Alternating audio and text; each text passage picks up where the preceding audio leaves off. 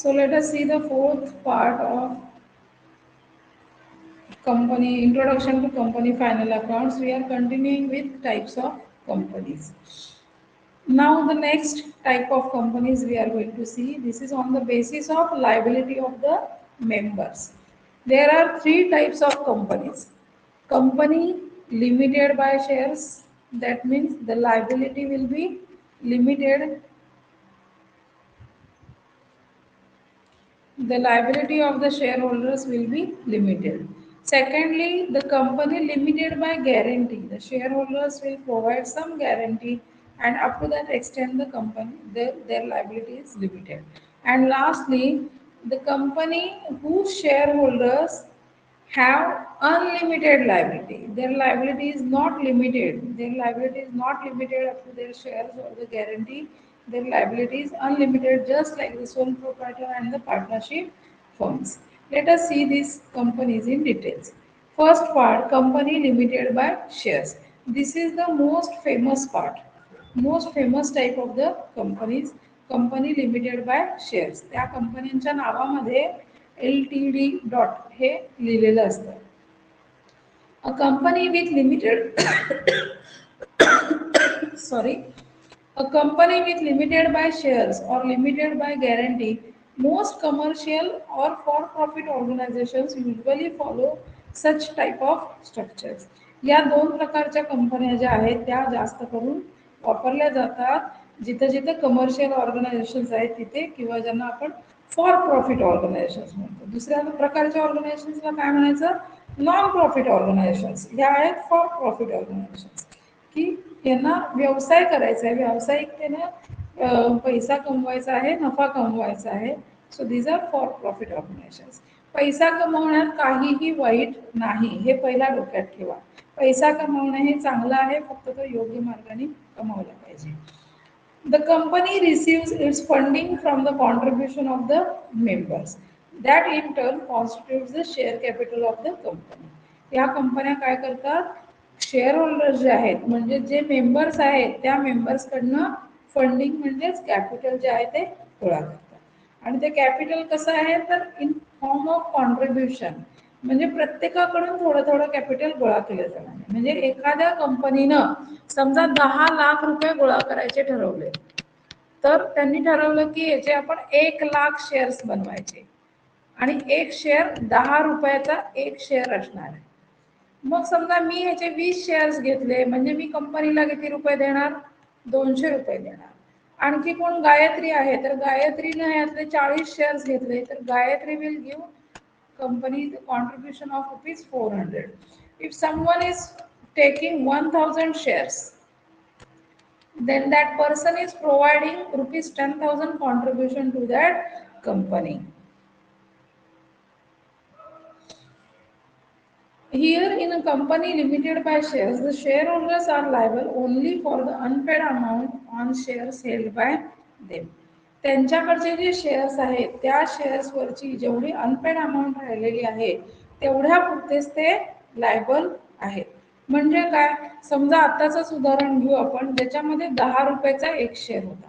10 रुपयाच्या शेअरपैकी कंपनीनं कॉल्स ठरवले, कंपनीनं ऍप्लिकेशन मनी म्हणून फक्त 2 रुपये घेतले, त्यानंतर अलॉटमेंट म्हणून 3 रुपये घेतले, आणि त्याच्यानंतर फर्स्ट कॉल म्हणून पुन्हा 2 रुपये घेतले.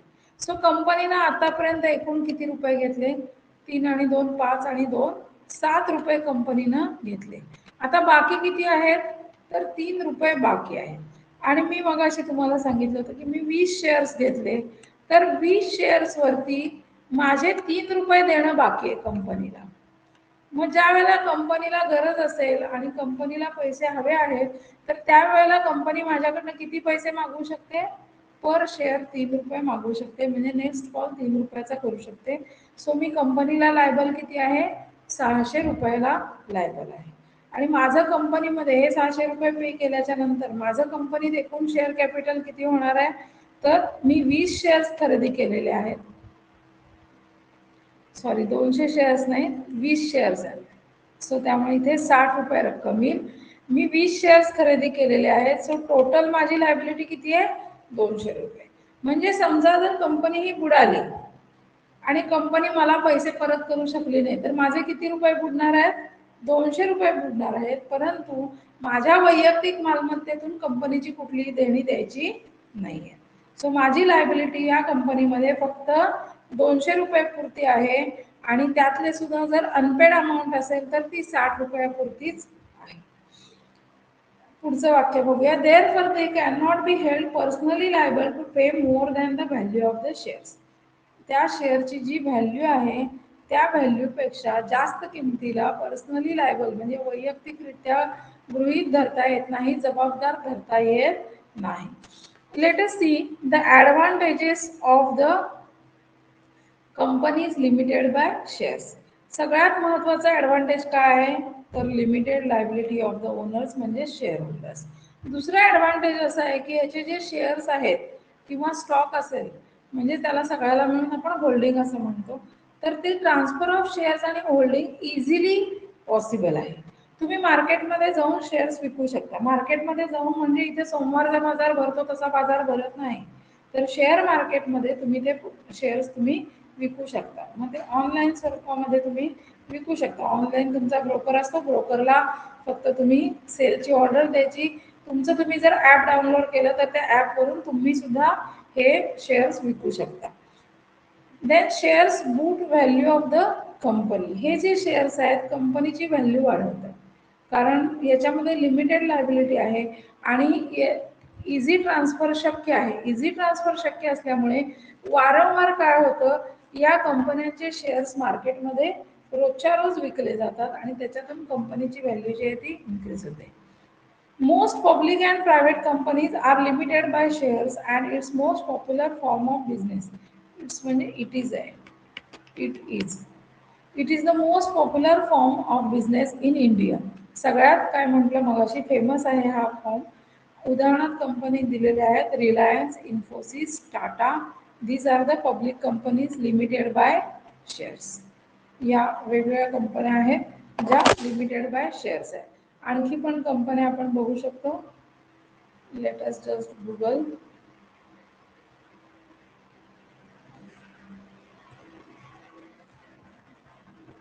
Companies limited by shares in India. So here you will get the list.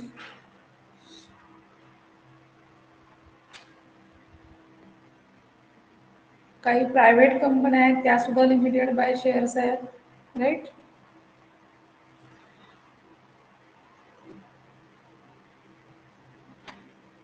Economics times मधलं आर्टिकल आहे की कंपन्या लिमिटेड बाय शेअर्स आहेत. त्यांचं बघा इथे ऑथराइज्ड कॅपिटल किती दिलेलं आहे? 5,00,000 रुपये कॅपिटल दिलेलं आहे. जे आपण बघितलं की पब्लिक कंपनीचं कॅपिटल किती असायला लागतंय? 5,00,000 रुपये लागतं. ही प्रायव्हेट कंपनीचं दिलेलं आहे. Private company limited by shares दिलेलं आहे.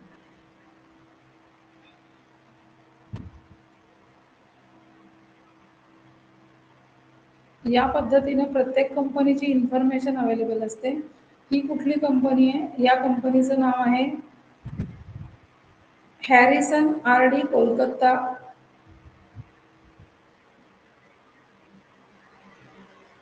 कंपनीची कॅटेगरी इथं दिली आहे बघा, कंपनी लिमिटेड बाय शेअर्स. कंपनीचं सब कॅटेगरी दिली आहे non government company. Company class दिला आहे ही पब्लिक कंपनी आहे. ऑथराइज्ड कॅपिटल किती आहे? पेडअप कॅपिटल किती दिलं आहे त्याचं पर्सेंटेज दिलेलं आहे. रजिस्टर ऑफिस कुठं आहे? तर कलकत्त्यामध्ये. रजिस्टर्ड स्टेट कुठलं आहे? तर वेस्ट बेंगॉल आहे. या कंपनीचा रजिस्ट्रेशन नंबर पण दिला आहे आणि कंपनी इन्कॉर्पोरेट कधी झाली आहे? 14 जून 1948 झाली आहे. आणि लिस्टिंग स्टेटस दिलाय. लिस्टिंग स्टेटस म्हणजे काय? ही कंपनी शेअर मार्केटमध्ये लिस्ट आहे की नाही आहे हे दिलेलं आहे. ओके. ह्या कंपनीचंच नाव आहे private company limited by shares, असं या कंपनीचंच नाव आहे. इथं बघा आणखी काही लिस्टेड कंपनीज आहेत. त्या लिस्टेड कंपनीज आपल्याला इथे बघायला मिळू शकतात. NSE म्हणजे काय? नॅशनल स्टॉक एक्सचेंज मध्ये लिस्ट झालेल्या कंपनी. NSE कुठे आहे? नॅशनल स्टॉक एक्सचेंज कुठे आहे भारतामध्ये? There are more than 6,800 plus companies listed over both the exchanges. Both exchanges म्हणजे कुठले बोथ एक्सचेंजेस? एक एक्सचेंज कुठलं आहे? बॉम्बे स्टॉक एक्सचेंज आहे. आणि दुसरं जे आहे ते NSE आहे. BSE आणि NSE असे दोन स्टॉक एक्सचेंज आहेत. NSE there are around 1,600 companies listed on NSE. 1600 कंपन्या नॅशनल स्टॉक एक्सचेंजमध्ये लिस्टेड आहेत. Out of those 1328 companies are active status. म्हणजे बाकीच्या कंपन्या ॲक्टिव्ह नाही आहेत त्या स्टॉक एक्सचेंजमध्ये, म्हणजे त्यांची खरेदी विक्री मोठ्या प्रमाणावरती होत नाही. Let us see the listed companies. All these listed companies are limited by shares, right?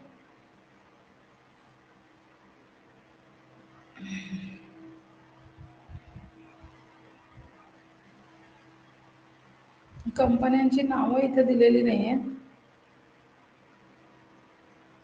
पण त्यांची व्हॅल्यू वगैरे आपल्याला इथे दिलेली आहे.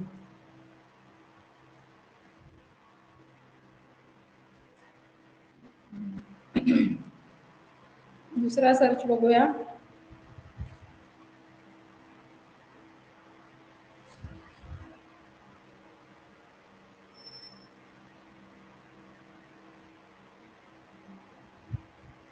इथे नावं दिली आहेत बघा. Natura energy trading corporation private limited. Private limited लिहिले याचा अर्थ काय? एक म्हणजे ही कंपनी प्रायव्हेट आहे आणि दुसरं म्हणजे ही कंपनी लिमिटेड आहे.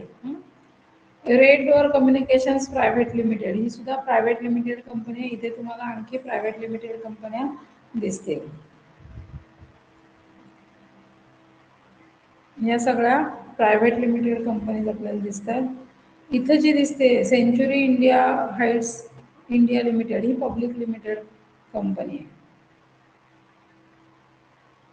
Neem Systems Private Limited. तुम्ही त्या कंपनीच्या नावावरती क्लिक केलं की त्या कंपनीचं सगळं स्टेटस आपल्याला बघायला मिळतं.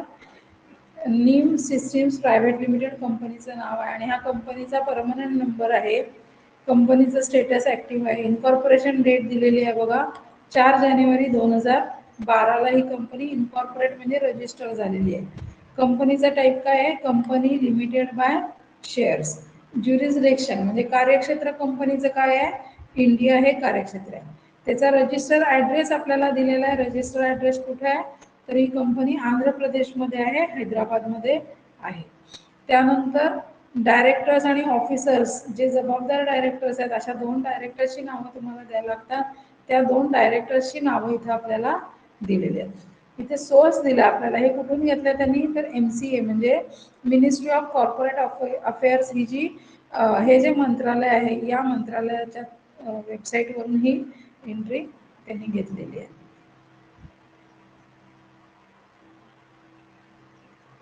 आपण इथे थोडासा सर्च रिवाइज करूया. Public companies limited by shares.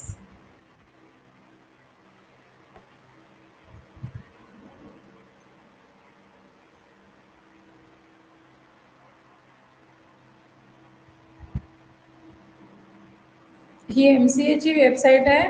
Ministry of corporate affairs government of इंडियाची प्रॉपर वेबसाईट आहे, लिगल वेबसाईट आहे ती. आणि या वेबसाईटवरती तुम्हाला कंपन्यांच्या बद्दलची सगळी माहिती तुम्हाला मिळू शकते. इथं मिनिस्ट्रीबद्दलची सगळी माहिती दिलेली आहे. मिनिस्ट्रीचे ऑफिसेस कुठे कुठे आहेत ते दिलेले आहेत.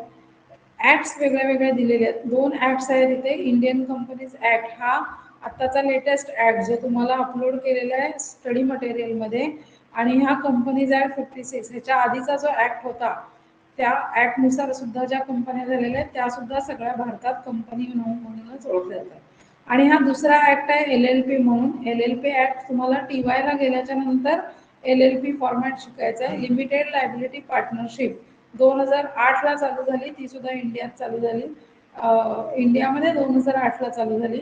तर तो पण ॲक्ट इथं दिलेला आहे. त्यानंतर मिनिस्ट्रीचे सर्व्हिसेस कुठले कुठले आहेत ते इथं दिलेले आहेत. वेगळे वेगळे नंबर तुम्हाला रजिस्टर करावे लागतात. LLPचे सर्व्हिसेस आहेत, ई फायलिंग आहे, कंप्लेंट रजिस्टर करायचे असतील तर त्या दिलेल्या आहेत. डेटा तुम्हाला कुठला हवा असेल, कंपन्यांचं स्टॅटिस्टिक्स हवं असेल, कंपनीची इन्फॉर्मेशन हवी असेल, तर ती कंपनीची इन्फॉर्मेशन सुद्धा मिळू शकते. आता इथे जर आपण बघितलं, यामध्ये दिल्यात आपल्याला companies incorporated or close during the month.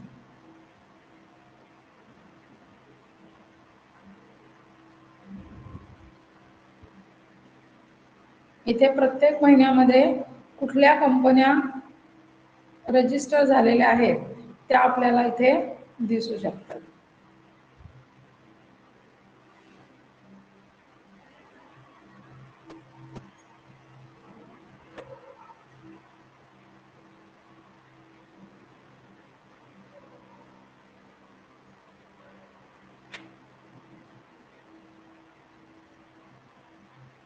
File कुठे गेली? ओपन होत नाही वाटतं.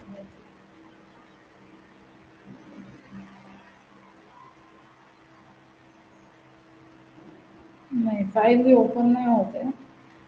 काहीतरी त्याला वेगळा फॉर्मॅट असेल.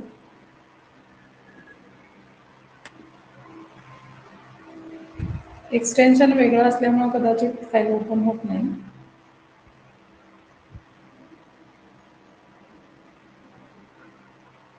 एक्सेलमध्ये ओपन होते का? नाही, एक्सेलचं ऑप्शनच येत नाही.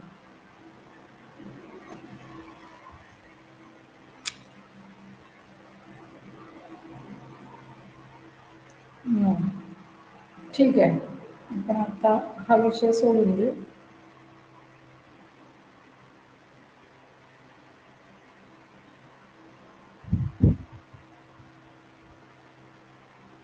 सो इथे तुम्हाला सगळी माहिती जी आहे ती मिळू शकते. इथं ROCची इन्फॉर्मेशन आहे. ROC म्हणजे register of companies. Register of कंपनीजनी वेगवेगळ्या नोटीस काढलेल्या आहेत, त्या नोटीस मिळू शकतात. ई कन्सल्टेशन, तुम्हाला जर ई सल्ला हवा असेल मिनिस्ट्रीकडून तर त्याची सुद्धा सोय इथे केलेली आहे. ओके. हेल्प्स अँड एफएक्यूजमध्ये तुम्ही कॉमन प्रश्न जे असतात, मला कंपनीचं नावासाठी कसं ॲप्लाय करायचं, मी ऑनलाईन ॲप्लाय करू शकतो का, व्हॅलिडिटी पिरियड किती आहे एखादं नाव अप्रूव्ह केल्याच्या नंतर.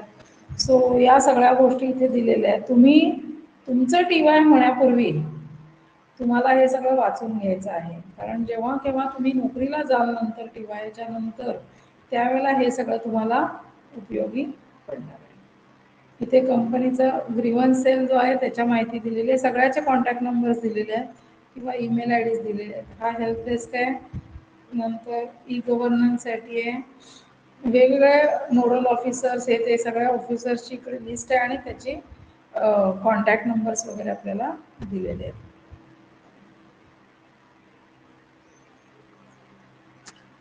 DGCO म्हणजे काय आहे? Director general of corporate affairs जे आहे त्याचं नाव दिलेलं आहे इथे.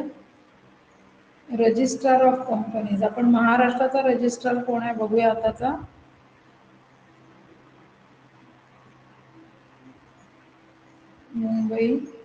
मुंबईचे रजिस्ट्रार कोण आहे? श्री मनोरंजन दास. ROC मुंबई, ROC म्हणजे मुंबईचे रजिस्ट्रार. मुंबई म्हणजे भारत, म्हणजे आपल्याला 3 ठिकाणी रजिस्टर करता येतं, मुंबई, पुणे आणि पणजी. राईट. पुण्याचे रजिस्ट्रार बघा कोण आहेत? श्री मंगेश रामदास जाधव, हे पुण्याचे ROC आहेत. त्यानंतर पणजीत सुद्धा आपण करू शकतो, मिस्टर कार्ल मार्क्स, ROC कम OL गोवा. ROC पण आहेत ते आणि ऑफिशियल लिक्विडेटर सुद्धा आहेत. अगदी अंदमानचे सुद्धा ROC तुम्ही इथे बघू शकता कोण आहेत. राईट. दिल्लीचे ROC कोण आहेत. या ROC कडे आपल्याला त्या त्या एरियामधली जी कंपनी, आपण रजिस्टर ऑफिस जिथं असेल त्या रजिस्टर ऑफिस ज्या राज्यामध्ये आहे तिथल्या ROC कडे आपल्याला कंपनीसाठी रजिस्ट्रेशन जे आहे ते करावं लागतं.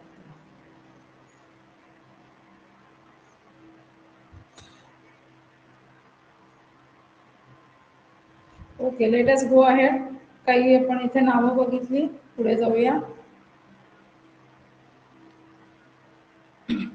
दुसरा प्रकार यातला जो आहे, लिमिटेड कंपनी आहे की नाही ह्याच्यावरती आधारित असणारा, लिमिटेड लायबिलिटी बेसिसवरचा, company limited by guarantee. Most non profit organisations and charitable societies follow this pattern as the owners don't seek to gain money from the operations of the company. ज्या non profit organisations आहेत, charitable societies आहेत, त्यांना जर company स्थापन करायची असेल तर ते या प्रकारची कंपनी स्थापन करतात. The profits earned in such companies are retained and redirected for the operation of the company or invested elsewhere. अशा कंपन्यांमध्ये जो काही प्रॉफिट मिळतो तो प्रॉफिट काय केला जातो, पुन्हा एकदा त्या कंपनीच्या कामासाठीच वापरला जातो किंवा कुठेतरी गुंतवला जातो. ज्या लिमिटेड शेअर्सवाल्या कंपन्या आहेत, लिमिटेड बाय शेअर्सवाल्या कंपन्या, तिथं काय केलं जातं, शेअर होल्डर्सना डिव्हिडंड दिला जातो. त्या मिळालेल्या प्रॉफिटमधून डिव्हिडंड दिला जातो. इथं तसं नाही केलं जातं. Such companies may or may not have a share capital, but in most cases, companies limited by guarantee have no shareholders or share capital. ज्या या लिमिटेड बाय गॅरंटीवाल्या कंपन्या आहेत त्या काय आहेत, त्यांच्याकडे जनरली शेअर कॅपिटल इश्यू केलं जात नाही, म्हणजे पब्लिककडनं पैसे मागवले जात नाही. These company usually receive their initial funding through government grants. कोणाकोणाकडून ग्रँट घेतली आहे बघा, गव्हर्नमेंट ग्रँट्स कडून घेऊ शकतात. एन्डॉमेंट्स म्हणजे कोणीतरी ठेवलेले फंड्स असतात, म्हणजे एखाद्या व्यक्तीनं, मोठ्या व्यक्तीनं आपल्या समजा मृत्यूच्या समयी काही आपली मालमत्ता ठेवलेली असेल तर त्याला एन्डॉमेंट असं म्हटलं जातं.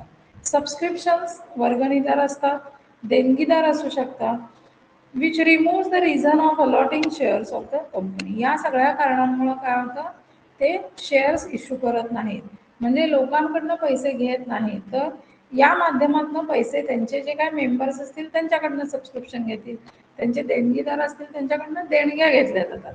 ज्यावेळेला तुम्ही शेअर्समधनं पैसे गोळा करता त्यावेळेला त्या शेअर्सवरती तुम्हाला मोबदला द्यायला लागतो, डिव्हिडंड सुद्धा द्यायला लागतो. एक्झाम्पल दिलेले आहेत आपल्याला. Open Source Pharma Foundation is a private limited company which is limited by guarantee. आणखी आपण काही उदाहरणं बघूया, गुगल करूया.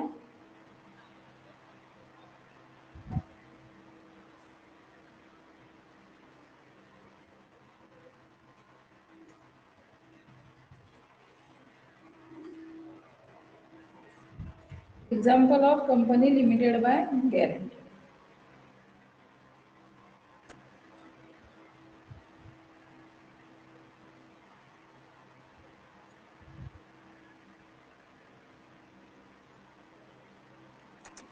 In India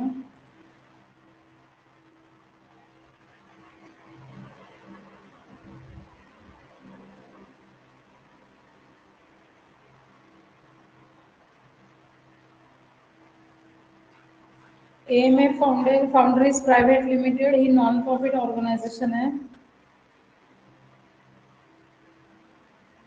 See here the details are there. Company number दिला आहे. स्टेटस काय आहे, under process of striking off. Incorporation date 1977 सालची कंपनी आहे. Company is limited by guarantee. हैदराबादमधली ही कंपनी आहे, राईट. आणखी एखाद्या कंपनीचे डिटेल्स आपण बघू. This is inactive. Auro Bharati Development foundation.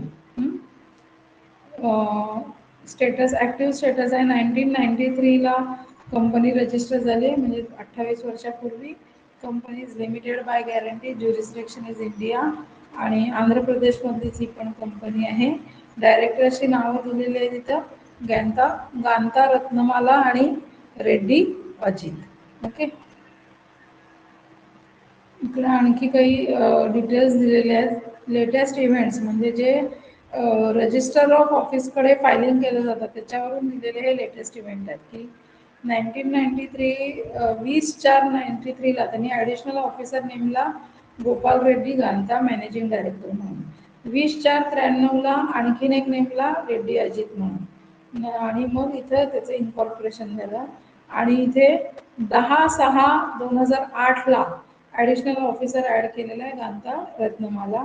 23/3/2009ला हा जो पहिला ऑफिसर होता त्याला काय केलेलं आहे, MD म्हणून रिमूव्ह केलेलं आहे. सो असे जे इव्हेंट्स आहेत ते सुद्धा आपल्याला नेटवरती बघायला मिळू शकतात. Okay. Let us see the last type of this category. Company with unlimited liability. Unlimited companies share many of the advantages of limited companies. Unlimited कंपन्या ज्या आहेत त्यांना सुद्धा इतर जे ॲडव्हान्टेजेस आहेत जे लिमिटेड कंपनीचे आपण बघितले होते ते त्यांना मिळू शकतात. For example separate legal personality means the company can enter into contracts in its own right and gives the business the ability to outlive particular shareholders or directors. म्हणजे लिगल स्टेटस जो आहे कंपनीला तो मिळू शकतो. लिगल पर्सन म्हणून status मिळतो म्हणजे सेपरेट लिगल एंटिटी हा स्टेटस तिथे मिळतो आणि कंपनी स्वतः कॉन्ट्रॅक्ट करू शकते कोणाबरोबर सुद्धा. आणि एखाद्या शेअर होल्डरची किंवा एखाद्या डायरेक्टरची जरी डेथ झाली तरी सुद्धा कंपनी काय राहते कंटिन्यू राहते. परपेच्युअल सक्सेशन असं आपण त्याला म्हणतो म्हणजे कंपनी चालू राहते जरी अनलिमिटेड लायबिलिटी असली तरी. पार्टनरशिप फर्ममध्ये पण अनलिमिटेड लायबिलिटी असते पण तिथे मात्र एखाद्या पार्टनरची डेथ झाल्याच्या नंतर ती पार्टनरशिप फर्म डिझॉल्व्ह होते. शेअर होल्डर जो सोल प्रोप्रायटर आहे त्याची पण डेथ झाल्यानंतर ती सोल प्रोप्रायटरशिप कॅन्सल होते. एक्झाम्पल्स दिलेले आहेत. Doctor B R Ambedkar Development Corporation Limited, Karnataka State Industrial and Infrastructure Development Corporation Limited, Ranbaxy Holding Company, Comwell Investment Company आणि Andhra Pradesh Dairy Development Corporation Limited. आपल्याला जर याचे थोडे डिटेल्स बघायचे असतील तर आपण हीच नावं कॉपी पेस्ट करून सुद्धा बघू शकतो.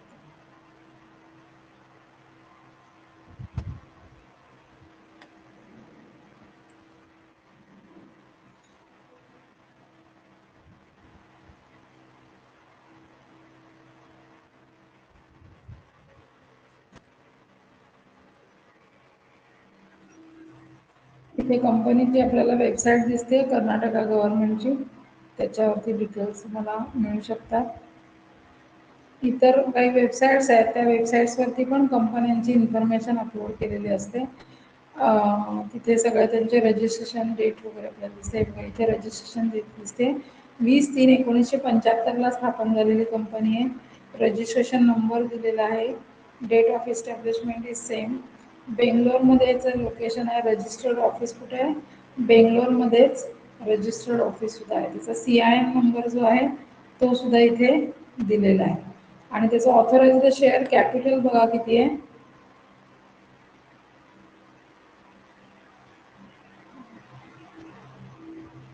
2000 लाख इतकं त्याचं ऑथराइज्ड शेअर कॅपिटल आहे अँड आउट ऑफ दॅट इतकं त्याचं पेडअप कॅपिटल आहे.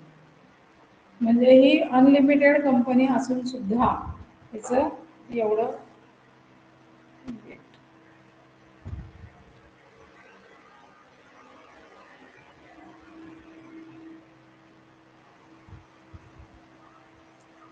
दुसरं उदाहरण आपण बघू शकतो अजून.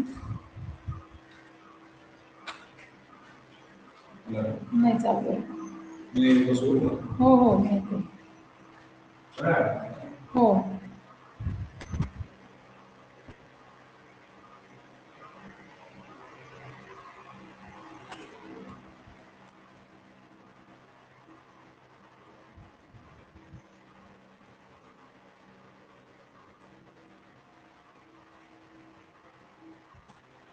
Companies with unlimited liability in India. इथं काही नावं आलीत बघा.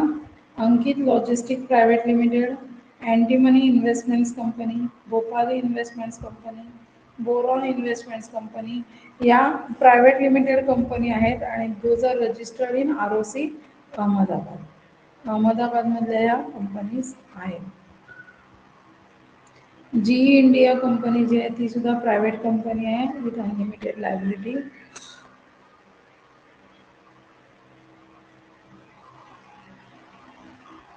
ओके पुढे जाऊया. त्याचे फीचर्स आपण बघूया. As per Section 292 of the Companies Act 2013, corresponding Section 12(2)(c) of the Companies Act 1956. 1956च्या ॲक्टमधला सेक्शन 12(2)(c) आहे आणि 2013च्या याच्यामधला सेक्शन कुठला आहे सेक्शन 292 हा आहे. Right. Unlimited company means a company not having any limit on the liability of its members. So त्या कंपनीचे जे मेंबर्स आहेत त्यांच्याकडनं कंपनी पैसे जादा घेऊ शकते, त्यांच्या शेअर्सपेक्षा जास्त पैसे घेऊ शकते. Members and share holders are fully liable to cover its debts. Company जर कर्जामध्ये असेल तर त्यावेळेला त्या कर्जाची भरपाई करण्यासाठी कंपनी शेअर होल्डर्सकडून म्हणजेच मेंबर्सकडून पैसे घेऊ शकते. In case of unlimited company the liability of इथे यू सी शब्द वापरलाय कशासाठी? अनलिमिटेड कंपनीसाठी वापरलाय. In case of UC, the liability of each member extends to the whole amount of the company's debt and liabilities. कंपनीचे जेवढे म्हणून dates आणि लायबिलिटीज आहेत तेवढ्यापर्यंत कंपनी तुमच्याकडून पैसे घेऊ शकते. But he will entitle to claim the contribution from other members. पण तो एकाच मेंबरकडनं घ्यायचं नाही, तो मेंबर म्हणू शकतो की तुम्ही इतर मेंबर्सकडून पण कॉन्ट्रीब्युशन घ्या, असं क्लेम तिथं करता येतं. Under section 32 of the Companies Act 2013 and ULC म्हणजे unlimited liability company can get itself re registered as limited liability company. ही कंपनी स्वतःला काय करू शकते? लिमिटेड लायबिलिटी कंपनी म्हणून पुन्हा रजिस्टर्ड करू शकते. But such conversion will not affect prior debts liabilities and obligations. पण त्याच्यासाठी त्यांनी अट काय घातलेली आहे की अगोदर तुमची जी काय कर्ज आहेत, लायबिलिटीज आहेत, देणी आहेत, ती सगळी तुम्ही फेडा आणि त्याच्यानंतरच तुम्ही लिमिटेड लायबिलिटी कंपनीमध्ये परावर्तित स्वतःला करू शकता. ॲडव्हान्टेजेस दिलेले आहेत. It can be incorporated with or without share capital. It can increase or decrease it share capital without any restrictions. त्यांना जर वाटलं की शेअर कॅपिटल 40 लाखाचं कॅपिटल आहे तर ते आपल्याला 20 लाख करायचं आहे तर ते करू शकतात. आणि महत्त्वाचं म्हणजे काय, शेअर कॅपिटल नसताना सुद्धा कंपनी इन्कॉर्पोरेट करता येते. पुढचा भाग जो आहे लिस्टेड कंपनी आणि अनलिस्टेड कंपनी हा आपण नेक्स्ट लेक्चरमध्ये बघूया. आता आपण इथे थांबूया because I have to go for the exam.